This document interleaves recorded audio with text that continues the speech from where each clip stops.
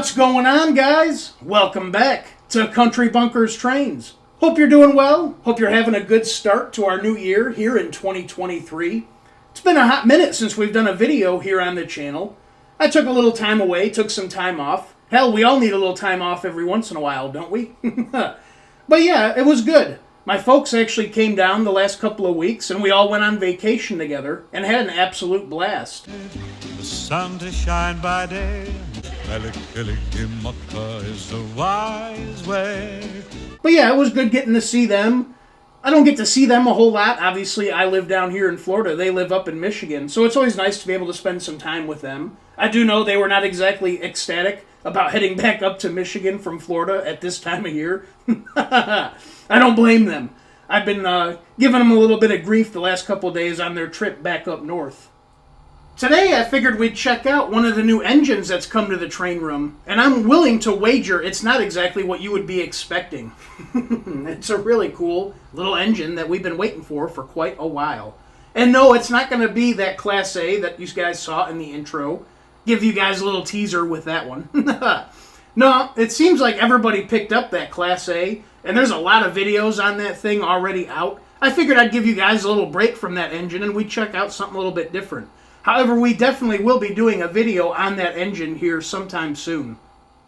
But anyway, we got back from our trip this past Saturday, and I discovered there was a train show going on all weekend long down in DeLand. I already had to head south to take a repair to Tony, and I figured, what the hell, let's make a day of it. So this last Sunday, we headed down to DeLand and enjoyed the show, as well as met up with Tony, and I dropped off my repair. Now, you can't go to a train show and come home empty-handed, can you? At least it seems I can't, right? So yeah, I brought something home. And you post-war buffs can rejoice. For the first time in what seems like a very long time, we've brought home a new-to-us post-war engine.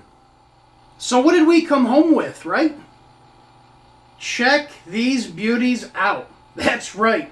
Some more beautiful post-war war bonnet F3s. Aren't these things spectacular? Come on, you guys know me. I can't say no to some post-war war bonnet F3s. These things are absolutely beautiful. I got a wall full of them. But these aren't just any post-war war bonnet F3s. These are actually one of the last sets we needed to complete our collection. These are the last variation of the O-gauge version, the 2383. Man, was I happy to bring these suckers home. I've been on the hunt for these for quite a while.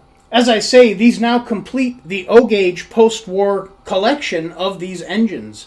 We now have the 2333, the 2343, 2353, and now the 2383. The very last one that I'd like to pick up eventually is the 027 version, which is the 2243, I do believe. The 2383 Santa Fe was the last and longest running version of the War Bonnet F3 during the post-war period. This engine was cataloged and available between 1958 through 1966. It was always sold as an AA set and available in both complete sets and as a separate sale item. This engine features magnetraction, a 3-position E-unit, dual motors, a functional horn, operating couplers on both the front of the A units, an illuminated headlight and number boards. There is a plastic ornamental horn on top of the plastic body, along with louvered vent holes up top. Long gone are the screen vents, such as what's on the earlier models, the 23, 33, and 43. When coupled together, this AA set measures 26 inches long and is meant to operate on good old 031 curves. It will handle 027 curves just fine. However, it's not completely happy running through 027 switches. I picked these up for a pretty good price or bargain, I do believe, at least in my mind. But hell, to be honest with you, I do believe it is a great time to be a post-war person at this moment in time. There's not a whole lot of demand at the moment, and prices have really come down, even compared to just a couple short years ago. But yeah, we went on the second day of this show, like I say, and I do believe that helped me out. I also got the feeling not a whole lot of people were buying at this show, and even when talking with some of the vendors and whatnot, they were telling me they really didn't sell anything, or if they did, it was one or two small items. Just not a whole lot of people were in the buying mood. when I came across the table that these are at and spoke with the gentleman, like I say, I think he gave me a really good deal. I ended up picking these up for $200. Not bad at all. The guy had them out on the table, and he was originally asking $300, but since it was the second or last day of the show, he had a markdown on them. I don't remember what it was, but I think he was asking like $250 or $240. He saw me looking at some of the imperfections on these engines, and I think he kind of caught on to that, and he's like, hell, just give me $200 and we'll call it a day. And I was like, yeah, I'm game. So like I say, not a bad price for these, especially when you compare it to a couple years ago. When I was hot and heavy into this stuff, looking back then, I was quite shocked at what these particular engines brought.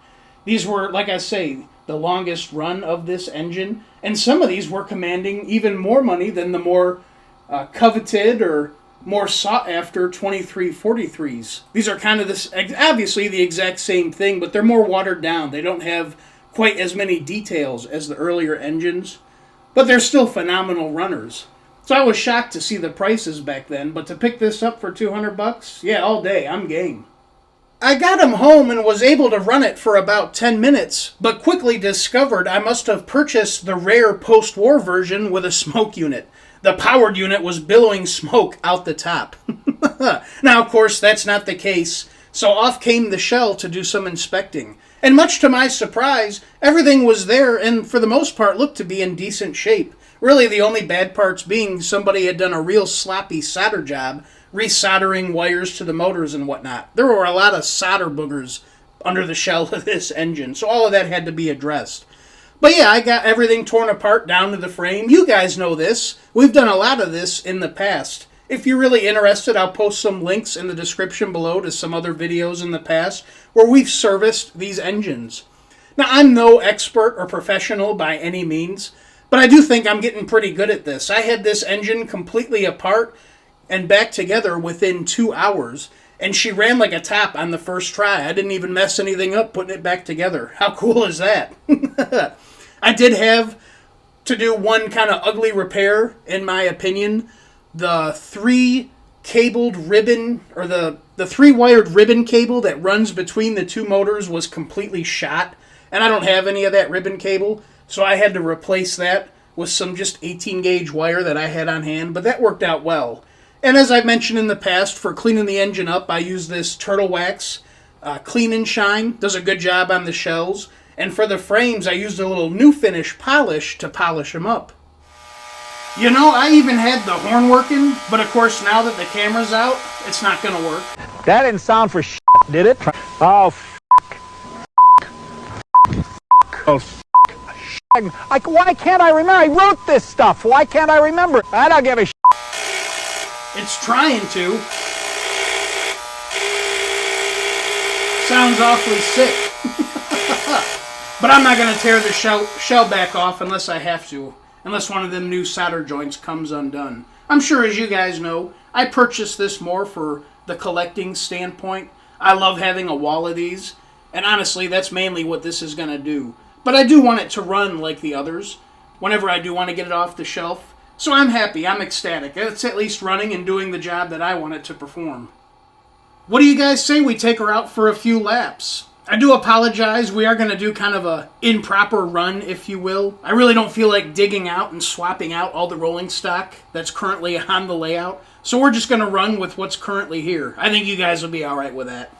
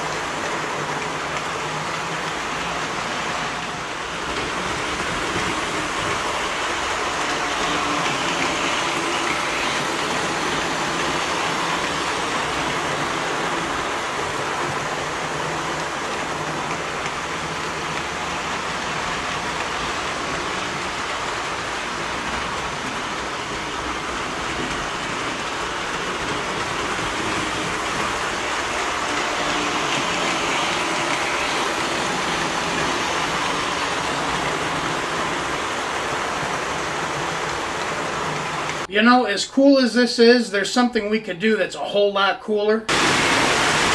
Now we're talking. Yeah.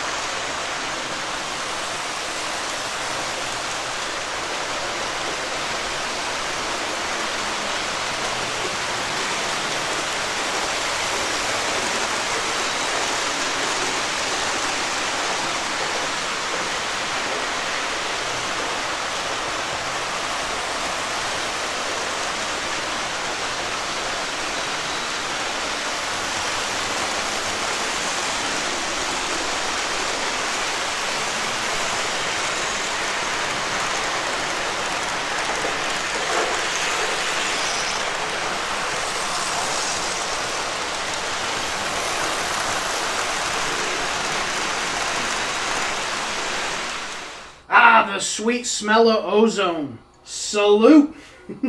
I hope you guys enjoyed this quick peek at the new to us Postwar Lionel 2383. If you did enjoy this video, please make sure to like, comment, and subscribe. It would be much appreciated. But anyways, guys, until next time, as always, my name is Zach, and this is Country Bunkers Trains. Y'all take care. I'll see you the next go-round.